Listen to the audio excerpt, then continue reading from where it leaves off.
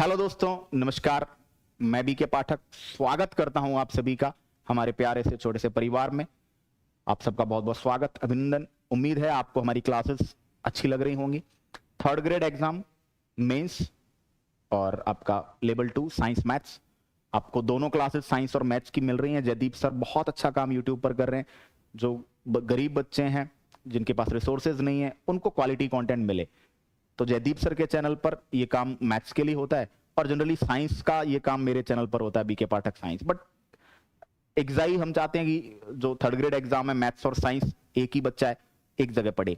That's why हम लोग third grade को टारगेट करते हुए और आपके लिए क्लासेस अवेलेबल करवा रहे हैं यूट्यूब पर फ्री। हमें केवल आपकी दुआएं चाहिए। आप सब्सक्राइब, शेयर, लाइक, ये आपकी इच्छा है। आपका मन कर जाए कि कुछ बोनस दे देते हैं तो बात अलग है, दुआओं में याद रख लेना, ठीक है। इसी माइंडसेट के साथ किसी भी गरीब बच्चे के पास, किसी भी ऐसे बच्चे के पास जो फीस नहीं है, जिसके पास अफोर्ड नहीं कर सकता कोर्सेज, वो यूट्यूब पर भी पढ़ेगा और यहां पढ़ के नौकरी भी लगेगा, ठीक है।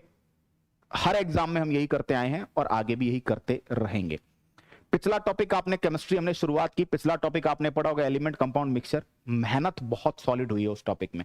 9th और 10th कंप्लीट एनसीईआरटी और 11th 12th की बाउंड्रीज, है ना। आपने जीवन में पहली बार, आप चाहे साइंस के स्टूडेंट भी रहे हो, जीवन में पहली बार आपने उस क्लास से कुछ ना कुछ ऐसा सीखा होगा जो आपके लिए लग रहा होगा कि यार ये ऐसा था, ये इस तरह की चीज है, ये इतना इजी है, ठीक है। वो वहां आपने सीखा होगा। और अब जो टॉपिक आप पढ़ने जा रहे हैं दैट इज एटॉमिक स्ट्रक्चर। ये बेसिक टॉपिक है, केमिस्ट्री की नींव है, लेकिन मजा आ जाएगा आपको। इलेक्ट्रॉनिक विन्यास चुटकियों में लिखोगे आप, चुटकियों में सिखा दूंगा आपको। उसके एक्सेप्शंस चुटकियों में सिखा दूंगा, रूल्स रेगुलेशंस चुटकियों में सिखा दूंगा, ठीक है। मतलब आप एटॉमिसिटी, परमाणविकता कैसे निकालेंगे, अणुभार जो मॉलिक्यूलर वेट है वो कैसे निकालेंगे, ये सारे काम बड़े सिंपल है। जरूरी क्या है, ऑर्गेनाइज्ड तरीके से पढ़ाना और सिस्टमेटिक तरीके से इंटरेस्टिंग वे में बच्चों के सामने रखना, ठीक है। ये आता बहुतों को है, लेकिन प्रयास नहीं कर पाते कि एक टीचर एक स्टूडेंट की समस्या को समझते हुए एक स्टूडेंट के माइंडसेट से पढ़ा नहीं पाता। ये कई बार तालमेल की दिक्कत आती है। टीचर सब बहुत अच्छे हैं, बहुत अच्छा पढ़ाते हैं, ठीक है। मेरा हमेशा से खुद में मुझे जो अलग मानता हूं वो यही है कि मैं जीरो से सोचता हूं और जीरो से सोच के 100 तक की यात्रा तय करने का प्लान लेकर आता हूं, ठीक है। एटॉमिक स्ट्रक्चर में भी आप ये फील करेंगे, बिल्कुल ग्राउंड से चीजें कनेक्ट होंगी। और जब आप जैसे जैसे टॉपिक में बढ़ते जाएंगे मजा आएगा। और फिर पीरियोडिक टेबल में आपके ऐसी ऐसी गुत्थियां सॉल्व होंगी, आपको लगेगा पूरी पीरियोडिक टेबल आपके सामने छाप के रख दी और अब एलिमेंट बताओ, नाम बताओ, नंबर बताओ और हम देंगे लोकेशन। तो ये नेक्स्ट टॉपिक है ना। तो जो जयदीप सर वाला चैनल है, अभ्यास मैथ्स, सॉरी एप्लीकेशन का नाम है maths by Jaideep sir, channel पर आप पढ़ रहे हैं। मोबाइल एप्लीकेशन है अभ्यास मैथ्स। वहां पर आपको थर्ड ग्रेड एग्जाम को टारगेट करते हुए special science batch, special maths batch और मैथ साइंस का कॉम्बो, ठीक है, सारे आपको मिलेंगे, है ना। अभ्यास मैथ्स, ठीक है। शिक्षक grade 3 level 2 science special maths combo 699 fees रखी है, 50% ऑफर है, ठीक है। ये उनके लिए जो जिन बच्चों को क्लास पीडीएफ अरेंज मैनर में चाहिए। जो बच्चे यूट्यूब पर क्लास सर्च करके पढ़ सकते हैं, कोई इशू नहीं है। जो बच्चे टेलीग्राम से पीडीएफ वगैरह जो मैथ्स की मिल रही है, साइंस में आपको नोट्स बनाने ही रहेंगे, ठीक है, क्योंकि पर क्लास हम एक ही क्लास एक दिन में ले रहे हैं। अभी एग्जाम में समय आप आराम से नोट्स बना सकते हैं। तो ये सारी जो चीजें हैं, है ना। तो जिसको जो वीआईपी बच्चे होते हैं कि नहीं साहब मैं नहीं पढ़ सकता यूट्यूब पे, गरीब लोग पढ़ते हैं यूट्यूब पे, है ना। तो ऐसे कई वीआईपी बच्चे होते हैं, है ना। तो ऐसे वीआईपी लोगों के लिए भैया हमने कोर्स डिजाइन कर दिया कि पीछे पड़े रहते हैं लोग, सर हम तो ऐप पे ही पढ़ेंगे, ये यूट्यूब पे नहीं पढ़ा जाता है ना। हम तो बचपन से ही सर सोने के पायदान में पैदा हुए हैं, तो भैया ऐसे लोगों के लिए करना पड़ा। बाकी यूट्यूब पर कोई भी बच्चा जो यूट्यूब से पढ़ेगा अछूता नहीं रहेगा। यही कंटेंट एप्लीकेशन में है, टॉप लेवल कंटेंट है। आप नौकरी लगेंगे और आप फोड़ेंगे, आप रैंक लेके आएंगे। तो प्यारे बच्चों, बने रहना सेशन में आलती पालती मार के बड़ी शांति से, और एटॉमिक स्ट्रक्चर का आनंद लेना, बड़ा मजा आएगा। चलिए, एटॉमिक स्ट्रक्चर पढ़ रहे हैं। लास्ट क्लास हमारी जो थी वो इलेक्ट्रॉनिक कॉन्फ़िगरेशन पर, इलेक्ट्रॉनिक विन्यास पर हुई थी। अच्छे से सारी चीजें आपको समझ में आ रही होंगी, ऐसी मुझे उम्मीद है। हिंदी मीडियम, इंग्लिश मीडियम, दोनों ही मीडियम के जो स्टूडेंट्स हैं उनके लिए बेनिफिशियल हमारे वीडियोस हो रहे होंगे, ऐसा भी मेरा मानना है। और अब हम बढ़ते हैं आगे। देखिए, अब हम छोटे छोटे सेगमेंट्स पढ़ने जा रहे हैं। जैसे सबसे पहले मैं आपको पढ़ाने जा रहा हूं, सबसे पहले तत्वों के संकेत। तत्वों के संकेत मतलब एटॉमिक स्ट्रक्चर के अंदर जो मेन चीजें थी, एटॉमिक मास क्या होता है ना, परमाणु द्रव्यमान क्या होता है, ठीक है, जो आपका एटॉमिक नंबर क्या होता है, परमाणु संख्या क्या होती है, साथ में इलेक्ट्रॉनिक कॉन्फ़िगरेशन, इलेक्ट्रॉनिक विन्यास कैसे लिखते हैं, चार्ज आवेश कैसे कैलकुलेट करते हैं, चार्ज दिया हुआ हो तो इलेक्ट्रॉन कैसे कैलकुलेट करते हैं, आइसोटोप क्या होता है, आइसोबार क्या होता है, आइसोटोन क्या होते हैं, समस्थानिक, समभारिक, समन्यूट्रॉनिक। यार एक एक पॉइंट आपके सामने खोल के रखा है, बिल्कुल बिल्कुल दिल की बातें सारी खोल के रख दी है ना। चलते हैं अब आगे दोस्तों। सिंबल्स ऑफ एलिमेंट, सिंबल्स तत्वों के, सिंबल्स ऑफ एलिमेंट्स तत्वों के संकेत, ये चर्चा हम कर रहे हैं। देखिए हुआ क्या था, आपसे पूछा जाए कि तत्वों के संकेत सर्वप्रथम किसने दिए, तो एट द वेरी फर्स्ट, सबसे पहले तत्वों के जो संकेत थे, सबसे पहले जो संकेत थे तत्वों के, सबसे पहले ये दिए गए थे जॉन डाल्टन द्वारा। सबसे पहले किसके द्वारा दिए गए थे, जॉन डाल्टन द्वारा। यानी तत्वों के संकेत, तत्वों को आइडेंटिफाई, भाई कैसे आइडेंटिफाई करेंगे, तो ऐसा कोई सिंबल जो है सबसे पहली बार किसने किया गया था, ये किया गया था जॉन डाल्टन के द्वारा किया गया था। ठीक है, लेकिन जॉन डाल्टन ने जो सिंबल दिए थे ना, वो क्या थी, वो थे डायग्राम्स। वो क्या थे, डायग्रामेटिक सिंबल्स थे। यानी वो एक तरीके से चित्र और आकृतियां थी। क्या थी, चित्र और आकृतियां थी, डायग्राम्स थे, शेप्स थी। यानी कि डाल्टन ने जो सबसे पहले एलिमेंट्स के बारे में, डाल्टन ने जो सबसे पहले तत्वों के बारे में जानकारी दी है ना, सिंबल्स के बारे में, वो क्या थे, वो डायग्राम्स थे। ठीक है, मैं बता रहा हूं आपको बिल्कुल कि कैसे डायग्राम्स थे, है ना। अच्छा, क्लास नोट्स को लेकर स्टार्टिंग में ही मैंने कह दिया था कि जो नोट्स आपको दिए गए हैं वो बिल्कुल डाउनलोडेबल फॉर्मेट में मिलेंगे आपको, है ना। कोई सेटिंग इंटरनली कोई ऐसी रही होगी कि जिसकी वजह से आप उसे डाउनलोड नहीं कर पा रहे हैं। मैं क्लास के बाद ही तुरंत टेक्निकल टीम को बोलता हूं और वो डाउनलोडेबल होगा। जैसे आपके पैनल पीडीएफ मोबाइल गैलरी में आ रही है और आप उसे प्रिंट करा पा रहे हैं, उसी तरीके से जो नोट्स हैं टाइप किए हुए उनको भी आप प्रिंट करा पाएंगे और आगे रख के पढ़ पाएंगे। टेंशन मत लीजिए, है ना। बस आपने कह दिया ना एक बार, प्रॉब्लम सॉल्व हो जाएगी। बस इतना नहीं कहना आपको बार बार, यार आप भगवान हो भाई हमारे, है ना। कस्टमर भगवान होता है, ठीक है। तो you are the pretty customer boys, ठीक है। तो चलिए यह बात हुई। अब एट द वेरी फर्स्ट, सबसे पहले जॉन डाल्टन ने तत्वों के क्या दिए, सिंबल्स दिए बेटा, संकेत दिए। जैसे अभी तो आप हाइड्रोजन को H लिख रहे हो, कार्बन को C लिख रहे हो, ऑक्सीजन को O लिख रहे हो, ये आज आया है। इससे पहले क्या था, इससे पहले ये था, देखो इससे पहले ये था, ध्यान दीजिए इसको। इससे पहले कुछ ऐसा था मामला, 1 सेकेंड। इससे पहले तत्वों के इस तरह के सिंबल्स थे, है ना, इस तरह के क्या थे, सिंबल्स थे। देखिएगा इसको ध्यान से देखिएगा, इस तरह के सिंबल्स थे, है ना। एक राउंड बनाया, उसके बीच में डॉट लगा दिया हाइड्रोजन, राउंड बना के उसको थोड़ा सा क्या कर दिया, डार्क कर दिया कार्बन, राउंड बना के छोड़ दिया ऑक्सीजन, ठीक है। राउंड बनाया और इस तरह से ये टी पॉइंट बना डाला फॉस्फोरस, राउंड बनाकर प्लस बना दिया सल्फर, राउंड बना के आई लिख दिया आयरन, राउंड बना के सी लिख दिया कॉपर, राउंड बना के एल लिख दिया लेड, राउंड बना के एस लिख दिया तो सिल्वर, राउंड बना के जी लिख दिया और चारों तरफ से क्या कर दिया, ऐसे छोटे छोटे डॉट्स बना दिए तो गोल्ड, है ना।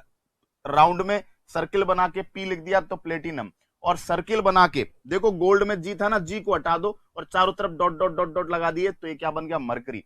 तो इस तरह के सिंबल्स दिए जॉन डाल्टन ने सबसे पहले, देख पा रहे हैं आप इन्हें, ठीक है। तो जॉन डाल्टन ने कहा कि भाई ये हाइड्रोजन है, ये कार्बन है। अब लोगों ने पूछा कि इसका कोई लॉजिक तो होगा कि भाई आपने ऑक्सीजन को ऐसा क्यों लिखा, सल्फर में ऐसे प्लस क्यों बनाया, फॉस्फोरस में ऐसे टी पॉइंट क्यों बनाया, है ना, ऐसे गोल्ड के अंदर जी लिखा, जी फॉर गोल्ड, वो तो बात मानी, लेकिन ये गोल्ड के अंदर ये चारों तरफ से ऐसे डॉट डॉट डॉट डॉट आपने ये क्या बना दिया, है ना। मरकरी में आपने एम क्यों नहीं लिखा अंदर। अब इसका कोई लॉजिक नहीं था, डाल्टन ने अपने हिसाब से कर डाला साहब, ठीक है।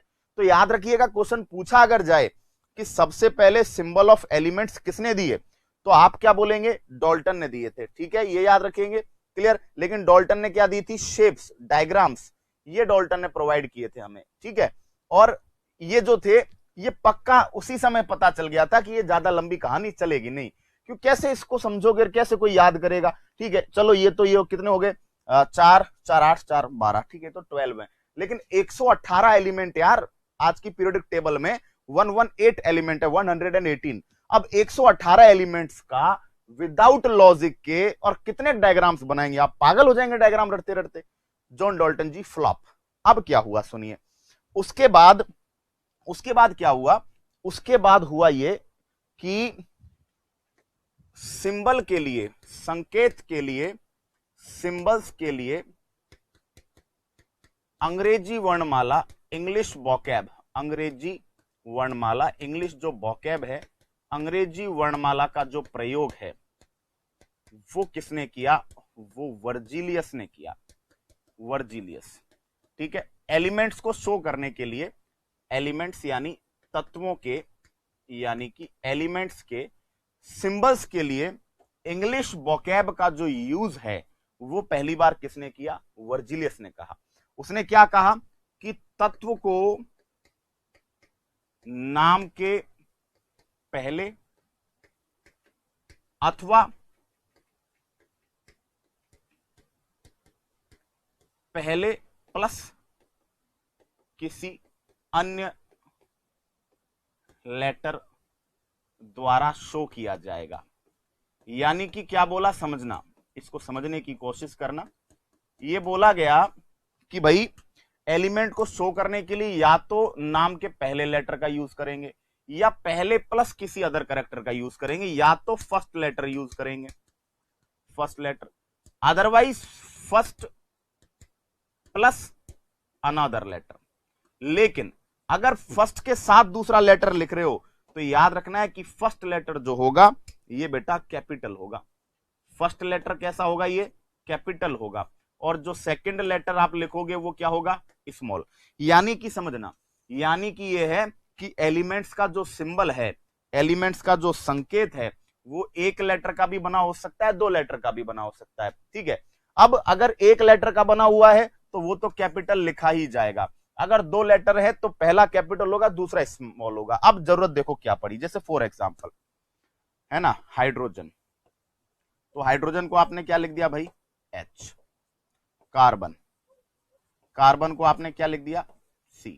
ठीक है, नाइट्रोजन, नाइट्रोजन क्या लिख दिया आपने, N।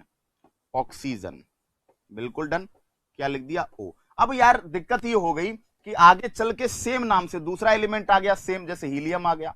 अब हीलियम भी H से स्टार्ट होना चाहिए, तो यहां हमने दो लेटर्स लेना चालू किया, पहला और सेकंड, HE।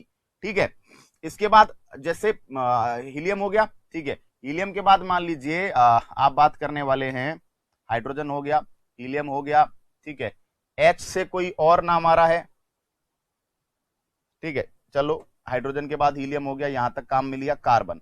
अब कार्बन के बाद जरा गौर कीजिए, कार्बन के बाद कोबाल्ट आ गया, कोबाल्ट आ गया तो क्या लिखना पड़ा, C और स्मॉल O। क्रोमियम आ गया, क्रोमियम, तो क्रोमियम के लिए क्या लिखना पड़ा, Cr। सीजियम आ गया, सीजियम के लिए क्या लिखना पड़ा, CS। समझ गए क्या, तो हमें पहला और पहले के अलावा कोई भी दूसरा लेटर, क्योंकि हमेशा आप सेकंड लेटर भी नहीं कह सकते, क्यों, क्योंकि मान लो आप कार्बन है, कार्बन में आपने C ले लिया, कोबाल्ट में C और O ले लिया, ठीक है। अब कभी कभी ऐसा हो सकता है कि किसी में दो लेटर भी आपके सेम हो जाए, तब क्या करोगे, तो इसलिए प्रॉब्लम है यहां तक। ठीक है, तो ये जैसे, और नाइट्रोजन है तो नाइट्रोजन के फिर आ गया नियोन, नियोन आ गया तो यहां क्या ले लिया आपने, Ne। ठीक है, यहां तक बात समझ में आ गई। ऑक्सीजन है, O आ गया, ठीक है, ऑक्सीजन से जैसे 118वां एलिमेंट खोजा गया है, ऑर्गेनसोन, ऑर्गेनसोन 118वां एलिमेंट खोजा गया है, तो ये आपका हो गया क्या, OG। ठीक है, तो मैं जो कहना चाह रहा हूं वो ये कि किसी भी एलिमेंट को शो करने के लिए आपको क्या करना पड़ेगा, किसी भी एलिमेंट को शो करने के लिए, अरे यार ये मक्खी बड़ा खेल गड़बड़ कर रही है यार, है ना, बताओ यार। ठीक है, किसी भी एलिमेंट को शो करने के लिए या तो आप एक लेटर में लिख दीजिए, ठीक है, अदरवाइज आप पहला लेटर उसके साथ आप दूसरा लेटर काम में लेंगे। ठीक है, क्लियर। तो अरे जैसे B4 बोरोन आ गया, बिल्कुल बिल्कुल यार, B4 बोरोन आ गया, बोरोन को B से शो कर दिया, है ना, तो बेरिलियम हो गया, बेरिलियम को आपने किससे शो किया है, Be से शो किया है ना। ब्रोमाइन, ब्रोमाइन को आपने किससे शो किया है, Br से शो किया है। ठीक है, बोलो, है ना। बेरियम है, बेरियम, बेरियम को किससे शो किया है, Ba से शो किया है। तो मेरी बातें मैं देखिए घुमा फिरा के नहीं करता बात, मैं बहुत सिंपल ही बात करता हूं, ठीक है। स्टेनोग्राफर एग्जामिनेशन बाद की बात है, पहले नोटिफिकेशन, नोटिफिकेशन जून जुलाई में सामने आएगा। अब देखिए मैं भगवान भी नहीं हूं और मैं बोर्ड का चेयरमैन भी नहीं हूं, तो पूरी पूरी बातें सही सही मतलब हर कोई बताता नहीं है, ठीक है। फिर भी थोड़ी बहुत इंफॉर्मेशन निकालने की कोशिश करते हैं, इससे बच्चों को टाइम से पहले अवेयर किया जा सके। कह रहे हैं पढ़ो पढ़ो, एग्जाम कब होगा उससे क्या लेना देना, एग्जाम जल्दी होगा तो भी मेहनत करनी है, देर से होगा तो भी मेहनत करनी है, कोई भी एग्जाम हो यार। मैं बच्चों को सबसे ज्यादा यही कहता हूं, you can only control the controllables. तो अपने आप को फालतू क्वेश्चनों के पीछे परेशान करना छोड़िए। नौकरी बिना पढ़े नहीं लगेगी, एग्जाम 2 साल बाद भी हो जाए ना तो भी पढ़ना पड़ेगा। आप सोच रहे हो कि 2 साल बाद हो जाए तो यूं लग जाओगे, तो सारी दुनिया को मिलेंगे वो 2 साल, ठीक है। और अगर एग्जाम 3 महीने बाद भी हो जाएगा तो भी वही नौकरी लगेंगे जो जी जान लगाएंगे, मेहनत करेंगे, ठीक है। क्लियर। तो मैं जो कहना चाह रहा था वो क्या, कि सिंबल्स के लिए इंग्लिश वोकैब का यूज वर्जिलियस ने किया। इंग्लिश वोकैब में कि या तो first letter of the name या फिर first plus any other letter, पहला लेटर लेना पड़ेगा, उसके साथ कोई दूसरा लेटर लेना पड़ेगा। अब वो सेकंड भी हो सकता है, थर्ड भी हो सकता है, कोई सा भी लेटर हो सकता है, कोई बाध्यता नहीं है, फर्स्ट लेटर को तो शो करना पड़ेगा, ठीक है।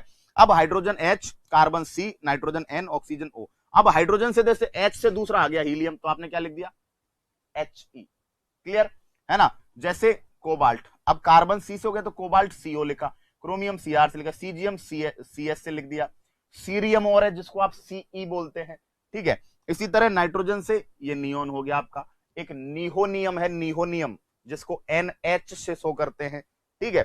इसी तरह आपका ऑक्सीजन O से हो गया तो ओस्मियम, ओस्मियम OS से शो करते हैं, ऑर्गेनसोन आपका OG से शो करते हैं, ठीक है।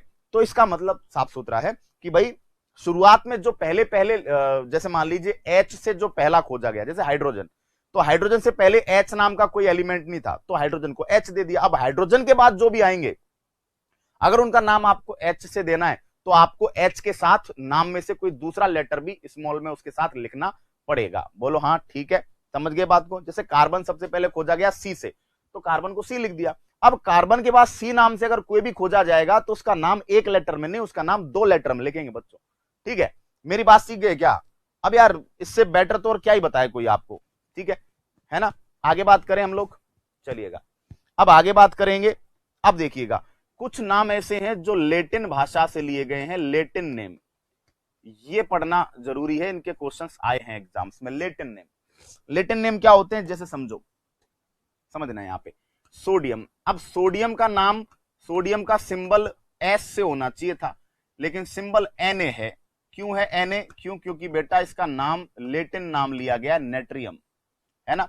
पोटेशियम, पोटेशियम जो है K फॉर पोटेशियम। अब यार पोटेशियम का लोग P याद रखते हैं लेकिन पोटेशियम का सिंबल K होता है क्योंकि लेटिन में इसका नाम क्या है, कैलियम है, ठीक है।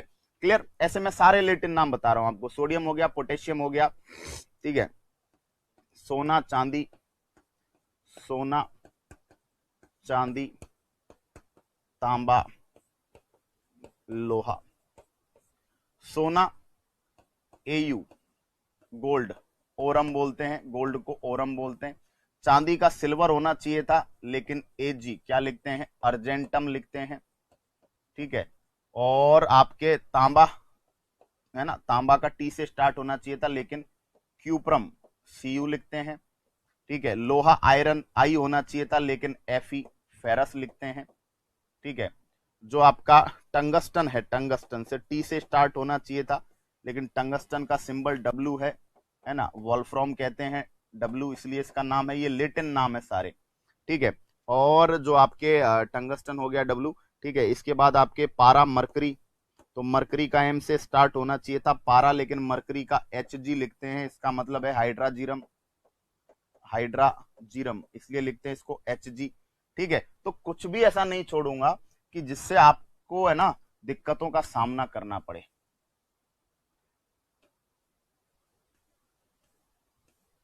ठीक है। समझ पा रहे हैं मेरी बातें, कोई दिक्कत? नंबर 1, नंबर 2, एक भी नहीं छोड़ूंगा, एक भी। यार आप क्या बात कर रहे हो, अपने कंटेंट की खास बात यही है कि बच्चे को कुछ और पढ़ना ही ना पड़े, किसी भी एग्जाम के लिए तैयारी करो, है ना। माई science is science for all, रामबाण है ना, रेमेडी बिल्कुल सीधा तमाम काम। लेड, अब लेड का L से स्टार्ट होना चाहिए था लेकिन क्या लिखते हैं, पीबी, है ना, प्लम्बम, ठीक है। ये लेड जो होता है इसको सीसा भी कहते हैं ना, ठीक है। उसके बाद टिन, टिन, टिन का एसएन होता है स्टेनम, ठीक है। और 11 पे एसबी, एंटीमनी, एंटीमनी को लिखते हैं एसबी, है ना, और इसका नाम है स्टीबियम। तो मोस्ट जो सारे हैं वो आपके सामने हो गए, ठीक है बच्चों। जो इंपॉर्टेंट है सारे लिखवा चुका हूं, प्लम्बम, स्टेनम, स्टीबियम, ठीक है, क्लियर। चलें आगे। अब जैसे इनके कईयों के नाम, जैसे चांदी है तो ये ओरम, ये किसका नाम है, गोल्ड का, इंग्लिश में भी लिख देता हूं। अर्जेंटम किसका है, सिल्वर का। तांबा तो कॉपर है ही, ठीक है, ये कॉपर हो गया। आयरन का क्या हो गया, लोहे का क्या हो गया भाई, आयरन, है ना। ये मरकरी हो गया जिसको आप पारा कह रहे हो, ठीक है। लेड जो है इसको क्या बोला जाता है, सीसा, ठीक है। तो ये याद रखेंगे सारी बातें, क्लियर। एक एक बात समझ में आ गई है, ये सिंपल याद रखना है। सोडियम का नाम सोडियम है लेकिन लैटिन नाम नेट्रियम है, इसलिए सिंबल बना Na। कई बार इनको याद करने में दिक्कत आती है। पोटेशियम का पूछा भी गया पहले कि कैलियम किसका नाम है, तो कैलियम नाम किसका है, पोटेशियम का, K4 कैलियम, है ना। गोल्ड का ओरम, Au, अर्जेंटम चांदी, Ag, cuprum copper, Cu ferrum या फेरस, लोहे का होता है आयरन, टंगस्टन का वोल्फ्राम होता है, मरकरी का हाइड्राजीरम होता है, ठीक है। बोलो कोई दिक्कत यहां तक बच्चों, एक एक बात बैठ गई दिमाग में, चलिएगा। तो मैं सिंबल्स ऑफ एलिमेंट में जो भी कंफ्यूजन थे वो सारे मैं आपको क्लियर करा चुका हूं, है ना। डाल्टन ने क्या किया और वर्जिलियस ने क्या किया, ठीक है, कोई दिक्कत। तो ये लैटिन नेम आ जाते हैं पेपर में कई बार, तो इनको लेकर अब आपको लोड नहीं लेनी, अब आप कर पाएंगे इनको, ठीक है। आगे बात कर लूं, चलिएगा। अब दोस्तों हम लोग पढ़ेंगे अणु भार लिखना, एटॉमिक वेट, अणु भार लिखना, how to write molecular weight. Molecular weight बड़ा सिंपल है, मॉलिक्यूलर वेट। आपको मैंने बोला था एक दिन कि यार मैंने आपको 1 से 30 तक एटॉमिक वेट की क्या लिखा दी है ना, टेबल बनवा दी थी एक, है ना, वो टेबल बता दी थी। तो अणुभार क्या होगा, अणु में क्या होते हैं, परमाणु। तो अणु में मौजूद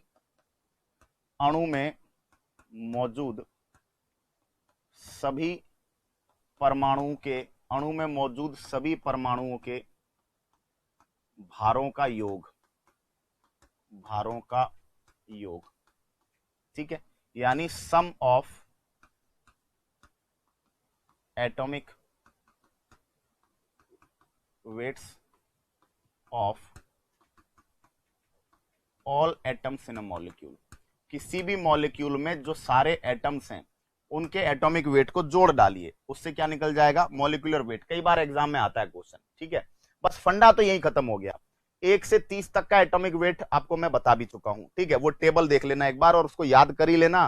फिर कह रहा हूं जो मैं कहता हूं ना चीजें याद करने के लिए, उनको कर लिया करो। फॉर एग्जाम्पल आपके सामने आ गया H2O, ठीक है, 1 सेकेंड, H2O। अब देखिए एटम गिनना मैं आपको बता ही चुका था, है ना। हाइड्रोजन का एटॉमिक वेट होता है 1, कितने हाइड्रोजन है, 2। ऑक्सीजन का एटॉमिक वेट होता है 16, 16 में 2 जोड़ दीजिए 18, है ना। क्लियर हो गई बात यहां तक। तो हाइड्रोजन जल का एटॉमिक वेट क्या होता है, 18। इसी तरह जो भारी जल होता है D2O, हैवी वाटर होता है ड्यूटेरियम ऑक्साइड। ये ड्यूटेरियम है, हाइड्रोजन का जो दूसरा समस्थानिक है, हाइड्रोजन का सेकंड आइसोटोप ड्यूटेरियम है, जिसका एटॉमिक वेट कितना होता है, 2 ड्यूटेरियम है, प्लस में ऑक्सीजन का 16, बोलो हो गया 20, ठीक है। तो जो आपका हैवी वाटर है उसका कितना हो गया, 20 हो गया, ठीक है। इसके बाद चलिए, इसके बाद आएंगे आप, जैसे मान लीजिए NH3, तो नाइट्रोजन का होता है 14, एक हाइड्रोजन का 1 होता है, हाइड्रोजन है 3, तो टोटल हो गया 17, ठीक है। अब ये मत कहना मुझसे कि सर ये नाइट्रोजन का 14 कैसे आया, भाई मैं टेबल बता चुका हूं आपको पूरी, नाइट्रोजन का 14, ठीक है। ऑक्सीजन जैसे CO2, है ना, तो कार्बन का हो गया कितना, 12, प्लस ऑक्सीजन 2 है, एक ऑक्सीजन का होता है 16, 16 दूना 32 और 12 बोलो कितना हो गया, 44, ठीक है। कैल्शियम कार्बोनेट CaCO3, देखना जरा, कैल्शियम का होता है 40, 20 दूना 40, कार्बन का होता है 12, प्लस ऑक्सीजन है 3, जो जितना है वो जोड़ डालिए, 16 3 48 और 12 60 और 40 बोलो कितना हो गया, 100, ठीक है। तो निकालने में इनको कोई दिक्कत आपको नहीं आएगी। आपको अगर फंडा आप क्लियर कर चुके हैं तो कोई समस्या आपको नहीं आएगी। जैसे जैसे समझना, यूरिया NH2CONH2 ये फॉर्मूला, ठीक है, लिखते जाइए। नाइट्रोजन 14, हाइड्रोजन 2, एक हाइड्रोजन 2 है, एक का 1 है, कार्बन का 16, सॉरी कार्बन का 12, ऑक्सीजन का 16, फिर नाइट्रोजन का 14 और फिर हाइड्रोजन का 1 दूना 2। बोलो ठीक है। 2 और 14 16, 16 32, 32, अच्छा ये गलत लिख दिया है यहाँ पे, है ना, ये वाला मिटा देंगे, 1 सेकेंड। हाँ देखिए 2 2 14, 16 16 32, 12 44 और 2 46 और 14 कितना हो गया 60। ठीक है, तो यूरिया का कितना हो गया भाई 60 हो गया। ठीक है, जैसे मान लीजिए आपके सामने आ जाए, अभी जैसे हमने कुछ का किया था ऐसे, ठीक है 1 सेकेंड, कुछ का ऐसे किया था हमने, जैसे ये CaOH का होल ट्वाइस ये वाला, तो कैल्शियम का एक, कैल्शियम का हो गया 40 प्लस। अब देखो मैंने गिनना बताया था ना, ऑक्सीजन अंदर 1 है बाहर 2, तो 2 ऑक्सीजन का हो गया 16 दूना 32। इसी तरह प्लस हाइड्रोजन भी आपके कितने, 1 और ये 2, तो 1 हाइड्रोजन का 1 होता है तो 2, तो 2 और 32 44 44 और बताओ 40 कितना हो गया 88। ठीक है, तो इस तरीके से आपको इनको क्या करना है, बना लेना है। इस तरीके से आपको इनको क्या करना है, याद करना है। याद तो क्या, याद नहीं करना आपको, तो बनाना सीखना है। ठीक है, बाकायदा क्या करिए, प्रॉपरली इनको बना डालिए, कोई लोड नहीं आएगी आपको। ठीक है, क्लियर। तो एटॉमिक जो वेट है 1 से 30 तक के मैं आपको लिखा ही चुका हूं, है ना, क्लियर। 1 से 30 तक आपको जरूरत पड़ेगी आगे क्वेश्चंस में, जैसे जैसे हमें आगे पढ़ते जाएंगे। अभी पीरियोडिक टेबल भी पढ़नी है, तो पीरियोडिक टेबल से हमें, है ना, और भी मदद मिलेगी आगे चीजें कुछ याद करने में। ठीक है, तो ये बताइएगा क्या एटॉमिक वेट लिखने वाला, जो एटॉमिक वेट से देखो समझो, अणु का भार वो होगा जो उसमें परमाणु मौजूद होंगे उनका भार होगा। ठीक है, तो अणु जो होता है परमाणु से मिलकर बना होता है, तो मॉलिक्यूल में क्या होंगे, एटम्स, जितने जितने एटम है उनका टोटल वेट जोड़ डालिए। ठीक है ना। अब ये 74 किसका आ रहा था, 74 कौन सा आ रहा था, ठीक है, ये देखो कैल्शियम 40, अच्छा ये 40 है, ठीक है 40। ऑक्सीजन देखो, अब या तो ऐसे कैलकुलेट कर लो कि 16 और 1 17, अच्छा मैंने क्या गलत कर दिया,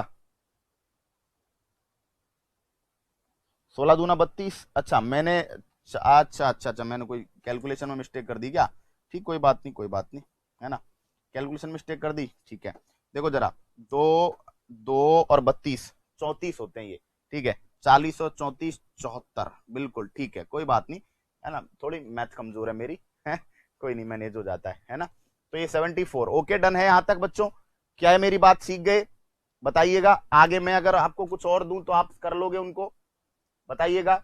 बिल्कुल, we are just in the end of the topic, हम टॉपिक के अंत में यात्रा कर रहे हैं, एकदम अंत में। ठीक है, लास्ट में एक बहुत ही अपडेटेड कुछ और पढ़ाने वाला हूं आपको। ठीक है, उसके बाद हम फिनिश करेंगे क्लास को, एक अपडेटेड चीज जो जनरली कभी कभी एग्जाम्स में आ जाती है। देखो जरा, है ना, पहले यही समझ लो, जैसे मान लीजिए आपके सामने आ गया NaOH। अब मैंने क्या बोला था एटम गिनने के लिए कि जो स्मॉल लेटर में लिखा हुआ है उसको मत गिनो, क्योंकि वो सोडियम है ना। Na सोडियम का कितना लिखवाया था 23, ऑक्सीजन का 16, हाइड्रोजन 1, 23 और 16 39 और 1 कितना हो गया भाई 40। ठीक है, कोई दिक्कत।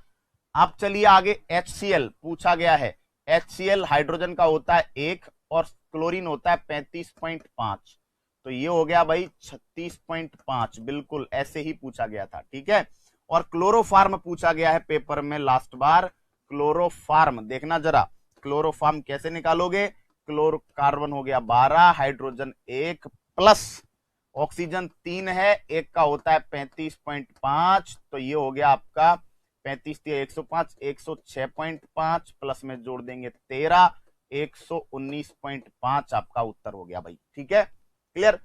अब आ गया, मान लीजिए आपके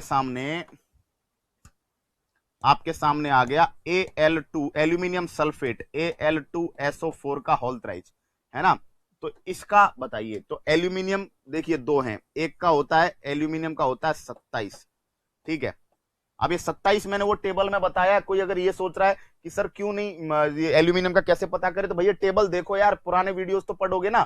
ठीक है, प्लस, अब देखो प्लस, अब देखो सल्फर है ना, ये 3 बार है ना, या तो अंदर जोड़ लो एक ही बार, फिर 3 से मल्टीप्लाई कर लो। सल्फर का ऐसे जोड़ लो भले ही अंदर, या 3 बार अलग अलग कर लो, अंदर ही अलग कर लेते हैं।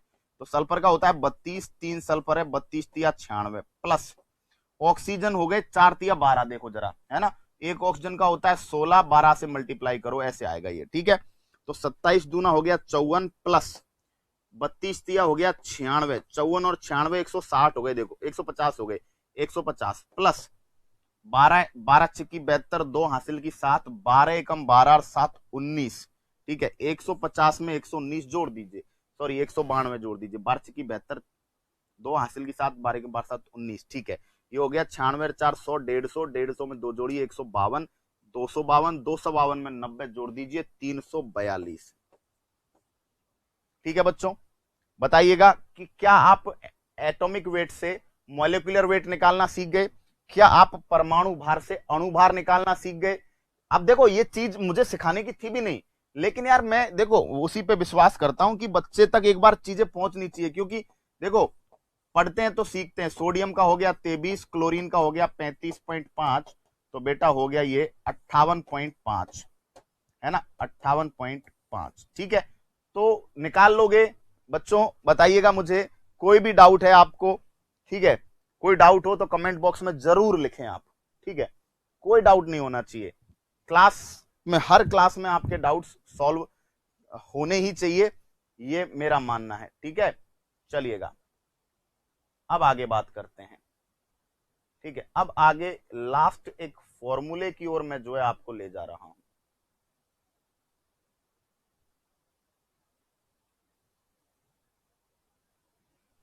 ठीक है। देखिएगा नील्स बोर के सूत्र, नील्स बोर मॉडल,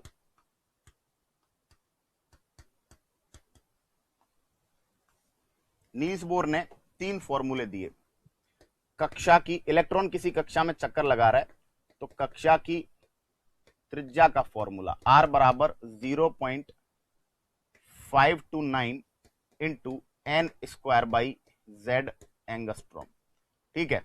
अब ये क्या आ गया सर, ये क्या चीज आ गई, और ये क्या पटाखा फोड़ दिया आपने, ठीक है। 0.529 into n square by Z, बिल्कुल डन, कोई दिक्कत वाली बात नहीं है यहाँ पे, ठीक है। और 2 फॉर्मूले और हैं, एक बार मैं दोनों फॉर्मूले लिखवा देता हूं, ठीक है, उसके बाद हम आगे बढ़ेंगे, ठीक है। अगला है इलेक्ट्रॉन की एनर्जी का, ठीक है। तो इलेक्ट्रॉन की एनर्जी जो है वो आप पढ़ेंगे, इलेक्ट्रॉन की ऊर्जा, किसी भी कक्षा में चक्कर लगा रहा है तो इलेक्ट्रॉन की ऊर्जा का फॉर्मूला है, ये माइनस में होती है हमेशा, -13.6 गुणा Z square by N square, ठीक है। और ये आपके होगी जूल में, ठीक है, या फिर इलेक्ट्रॉन वोल्ट में, ठीक है, बिल्कुल, है ना। तो फॉर्मूला जो है बिल्कुल बहुत आपके सामने है, Z square by N square, और ये आपका इलेक्ट्रॉन वोल्ट में है एक्चुअली, ठीक है। जूल में इसकी वैल्यू जो आएगी -2.18 इंटू 10 की power -18 into Z square by N square, ये आएगी जूल में, ठीक है। और ये आपके आएगी, 1 सेकेंड, ये क्या हो गया, ठीक है, ये आपके आएगी इलेक्ट्रॉन वोल्ट में। अब ये क्या चीज है और सर ये क्यों पढ़ा रहे हो हमें, ठीक है, ये मैं बात करूंगा आपसे, किस तरह के क्वेश्चंस आते हैं यहां से। देखो भाई, होगा ये कि आपसे क्या पूछा जाता है, कई बार क्वेश्चन ये 0.0529 वैल्यू भी याद नहीं करनी, ठीक है। किसी भी जो नील्स बोर के मॉडल के अनुसार कक्षा की त्रिज्या निकालनी है तो 0.0529 n square by Z angstrom, angstrom का मतलब होता है 10 की पावर -10 मीटर, है ना। इलेक्ट्रॉन की ऊर्जा इलेक्ट्रॉन वोल्ट में निकालनी है तो -13.6 into Z square by N square, है ना। इसके बाद हो गया -2.18 इंटू 10 की power -18 Z square by N square joule. क्या ये फॉर्मूले समझ गए क्या? अब इनसे क्वेश्चन कैसा आता है, ठीक है, वैल्यूज, ठीक है, एनसीईआरटी की वैल्यूज हैं, देख ली मैंने अच्छे से, चेक भी करके, क्योंकि मैं नहीं चाहता कोई भी वैल्यू आप तक गलत जाए, ठीक है, क्लियर। अब सुनना क्वेश्चन कैसे आता है, क्वेश्चन आ जाएगा, क्वेश्चन आ जाएगा हीलियम परमाणु की दूसरी हीलियम परमाणु की, या दे दिया आपके सामने लिथियम +2, है ना। क्योंकि मैंने आपको बोला था बोर का मॉडल एकल इलेक्ट्रॉनीय प्रजातियों के लिए लागू होता है। तो क्वेश्चन आ गया कि लिथियम +2 परमाणु की दूसरी कक्षा की त्रिज्या बताइए। ठीक है, इस तरह क्वेश्चन आ जाता है कई बार। ठीक है, क्या क्वेश्चन आ गया? क्योंकि देखो एलडीसी जो एग्जामिनेशन है ना और रेलवेज, इन दो में किसी भी लेवल के न्यूमेरिकल आ सकते हैं, पीएससी में भी आ सकते हैं, है ना, किसी भी लेवल का क्वेश्चन आ सकता है, एसएससी में भी, सीजीएल सीपीओ में किसी भी तरह के न्यूमेरिकल डाल देते हैं। तो लिथियम +2 एटम की सेकेंड क्लास की रेडियस बताइए। अब देखो समझो, एन क्या है यहाँ पे? एन है यहाँ पे ऑर्बिट, कक्षा, कक्षा कौन सी है, और जेड क्या है? एटॉमिक नंबर, जेड है एटॉमिक नंबर, परमाणु क्रमांक। ठीक है, अब आपने लगाया फॉर्मूला R बराबर 0.529 इंटू, बताओ एन स्क्वायर, कौन सी कक्षा पूछ रहा है? दूसरी कक्षा। तो एन बराबर कितना है? 2। एन बराबर कितना है? एन बराबर 2। ठीक है, और लिथियम है तो लिथियम का परमाणु क्रमांक कितना हो गया? 3। तो जेड बराबर 3 है, एन बराबर 2 है। N square by Z, n square किया 4 और जेड की जगह क्या किया बोलो? 3, है ना? बोलो ठीक है। अब भाग लगा दिया, 3 का भाग लगाओगे तो कितनी बार जाएगा? 0.3 एकम 3, बोलो 3 एकम 3 हो गया। उसके बाद ये हो गया 2, 3 7 21, लगभग 3 6 18, और ये 4 से मल्टीप्लाई कर देंगे तो इसका मान आने वाला है 4 6 24, 4। ठीक है, और 4 6 24, 4 हासिल का 2, 4 7 28, 2 30, 0 हासिल की 3, 4 एकम 4 3 7.704 एंगस्ट्रॉम, ये आंसर आएगा। ठीक है, तो ये लेबल है, कई बार पूछ लिया जाता है। क्लियर? इसलिए पढ़ा रहा हूं क्योंकि मैं नहीं चाहता कोई भी क्वेश्चन आप गलत करें। फॉर्मूला सिंपल है, R बराबर 0.529 into n square by Z. N क्या है बेटा? एन है कक्षा की संख्या। ठीक है, जेड क्या है? एटॉमिक नंबर, है ना। दूसरी कक्षा पूछ रहा है तो इसकी जगह 2 का स्क्वायर 4 कर दिया, और कौन लिथियम का परमाणु क्रमांक कितना होता है? 3, तो हमने 4/3 लिख दिया, 3 का भाग लगा दिया। ठीक है, तो 3 का भाग, 3 एकम 3 बचा 2, 22, 3 7 21 बचा 19, 3 6 18। ठीक है, फिर 4 से मल्टीप्लाई कर दिया, उत्तर हमारे सामने। क्लियर? ओके, एक तो ये हो गया। एक मान लीजिए इससे रिलेटेड बता देता हूं, इससे रिलेटेड बताता हूं क्वेश्चन। ठीक है, क्वेश्चन बता दिया, हीलियम, हीलियम परमाणु की, हीलियम परमाणु की पहली कक्षा की ऊर्जा बताइए। हीलियम परमाणु की पहली कक्षा की ऊर्जा बताइए कि हीलियम परमाणु की पहली कक्षा में कितनी ऊर्जा होगी। ठीक है, अब फॉर्मूला क्या लगाएंगे? इलेक्ट्रॉन वोल्ट में पता करा रहा है, -13. माइनस में होती है हमेशा। ठीक है, -13.6 इंटू, अब बताओ कक्षा पहली है तो एन का मान कितना हो गया? 1। हीलियम पूछ रहा है तो जेड का मान कितना हो गया? 2। बताओ फॉर्मूला क्या है? Z square by N square, Z square हो गया 4। ठीक है, एन स्क्वायर, एन का मान कितना रख रहे हो? 1, मल्टीप्लाई कर दो। जैसे ही मल्टीप्लाई करोगे, 4 6 24, 4 कहां से लगी 2, 4 3 12 2 14, 4 कहां से लगी 1, 4 एकम 4 और 1 5, -54.4 इलेक्ट्रॉन वोल्ट इसका उत्तर है। ठीक है, दोबारा समझ लीजिए क्या किया। हीलियम प्लस की पहली कक्षा की ऊर्जा, पहली कक्षा है तो एन का मान 1 हो गया। हीलियम प्लस का मतलब क्या है? Atomic number 2। ठीक है, तो जेड का मान कितना है? 2, तो Z square by N square, फॉर्मूले जेड का मतलब 2 तो स्क्वायर कर दिया 4, नीचे एन का स्क्वायर 1 1 किया, 4 को 13.6 से मल्टीप्लाई किया, -54.4 इलेक्ट्रॉन वोल्ट। ठीक है, तो ये वो था जो एडवांस था, जो यूनिक था। ठीक है, जो सबसे स्पेशल था। ठीक है, एक जो फॉर्मूला है वो आपके रेडियस का, और दूसरा जो फॉर्मूला है वो आपके किसका? दूसरा फॉर्मूला आपके इलेक्ट्रॉन की एनर्जी का। बच्चों समझ में आ गया फॉर्मूला? बोलिएगा 1 सेकंड। ठीक है, तो मैं ढूंढ लेता हूं कि कुछ और ऐसा तो नहीं बच गया जो कि आपके एग्जाम में आने वाली जो चीजों में इंक्लूड हो। ठीक है, 1 सेकंड। चलिएगा, यहां तक कोई दिक्कत हो तो आप बताएं।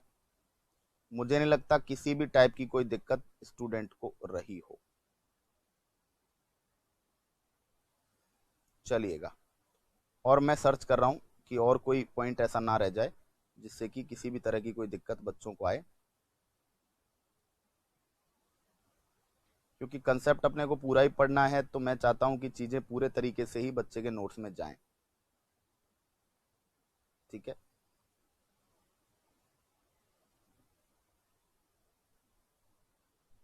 चलिए, हाँ एक फॉर्मूला और है यहाँ पे, है ना, इलेक्ट्रॉन का वेग, ठीक है। और इलेक्ट्रॉन का जो वेग है इसका फॉर्मूला आप पढ़ेंगे 2.18 गुणा 10⁶ Z/n, ठीक है। इलेक्ट्रॉन का वेग, कोई भी इलेक्ट्रॉन चक्कर लगा रहा है, इसका फॉर्मूला 2.18 गुणा 10⁶ इंटू Z/n मीटर पर सेकेंड, ये फॉर्मूला। 3 फॉर्मूले हो गए यहाँ पे, इलेक्ट्रॉन की रेडियस, सॉरी किसी भी एटम की रेडियस, दूसरा फॉर्मूला हो गया क्या, एनर्जी, और तीसरा फॉर्मूला हो गया क्या, तीसरा फॉर्मूला हो गया आपके इलेक्ट्रॉन की वेलोसिटी, ठीक है। यहां से क्या क्वेश्चन आएगा, यहां से क्वेश्चन आएगा कि बेरिलियम +3 की दूसरी कक्षा में चक्कर लगा रहे इलेक्ट्रॉन का वेग बताइए। दूसरी कक्षा में चक्कर लगा रहे इलेक्ट्रॉन का वेग बताइए, चक्कर लगा रहे इलेक्ट्रॉन का वेग। Find out the velocity of the electron, ठीक है।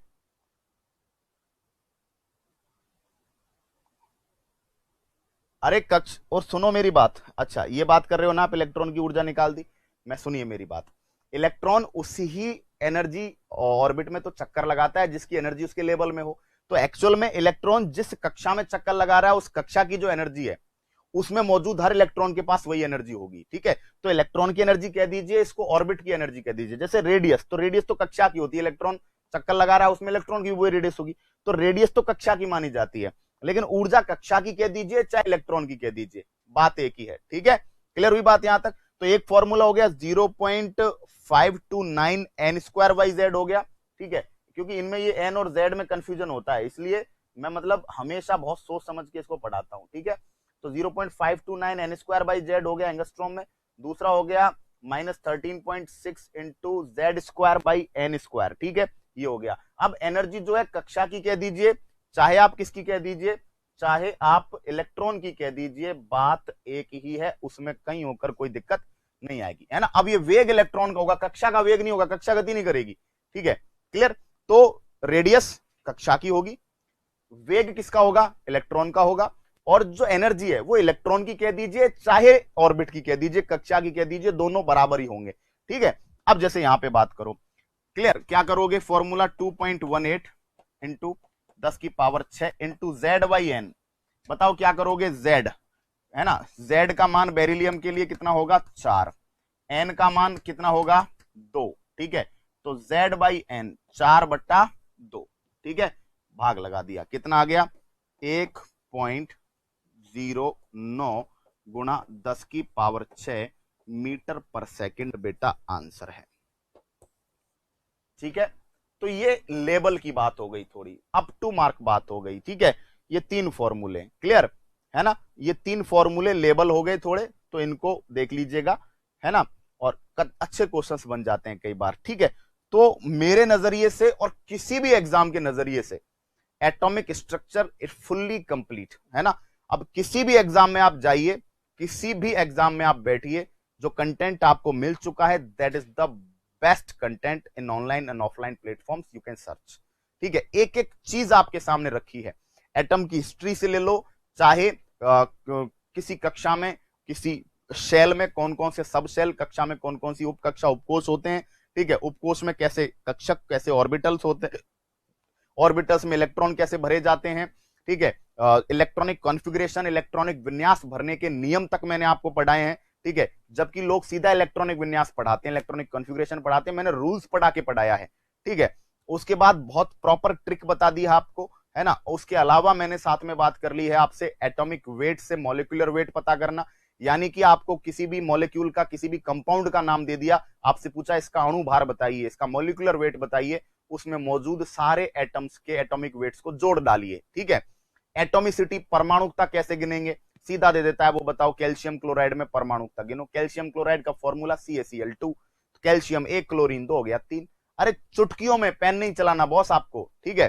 तो पूरा एटॉमिक स्ट्रक्चर उस लेवल पे पढ़ाया है। मुझे बताइएगा कमेंट बॉक्स में देखने वाले बच्चों, ठीक है, कि कैसा लगा आपको प्रेजेंटेशन, कैसी लगी मेहनत, कैसा लगा कंटेंट, और एक एक चीज जिस तरह से आपको समझाई है, क्या आपको लग रहा है कि आप एक बेहतरीन content, bilingual content, deep content और डिटेल्ड कंटेंट पढ़ रहे हो, कैसा कॉन्फिडेंस लेवल फील हो रहा है, मुझे बताइएगा, ठीक है। हाँ, लास्ट में जो मैंने ये जो चीजें बताई हैं, लास्ट में ये रेडियस का फॉर्मूला है ना, क्या 1 सेकेंड, किसका फॉर्मूला, रेडियस, ऑर्बिट की रेडियस का फॉर्मूला, इलेक्ट्रॉन की या फिर कह सकते हैं ऑर्बिट की, ठीक है, या कक्षा की ऊर्जा का फॉर्मूला, ठीक है, इसके अलावा इलेक्ट्रॉन की वेलोसिटी का फॉर्मूला।